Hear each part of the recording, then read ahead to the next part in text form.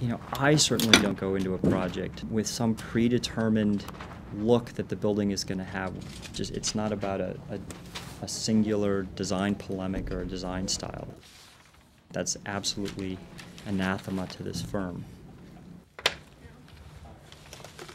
Okay. Do another row.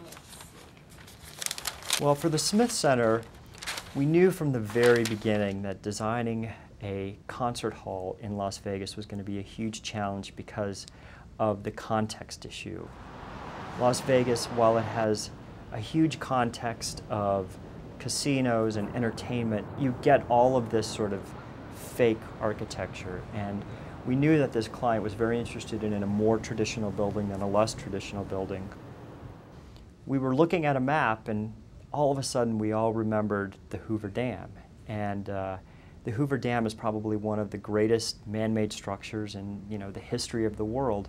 The detail of the Hoover Dam, it was built in the 1930s, is some of the quintessential Western deco detail that you'll see anywhere in the Western United States. Here we had something that we could easily build on. It had some of the forms that we could work with in terms of towers for the building, the interiors of the building, and so it became very quickly something we could latch onto as a departure point for the design. The proscenium, I'm still not sure where our steps end. I do think we should study that a little more.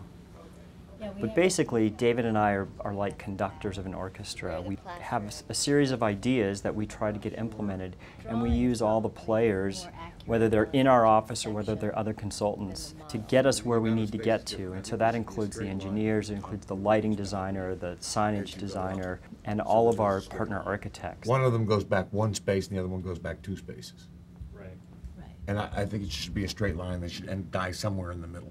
We start with very crude massing models, and then we start crafting interior models, and we take a critical look at both the proportions of the space, but then we start to look at the details and how, when we break up the room, it starts to affect how the space reads, how colors start to affect the space, how lighting starts to affect the space.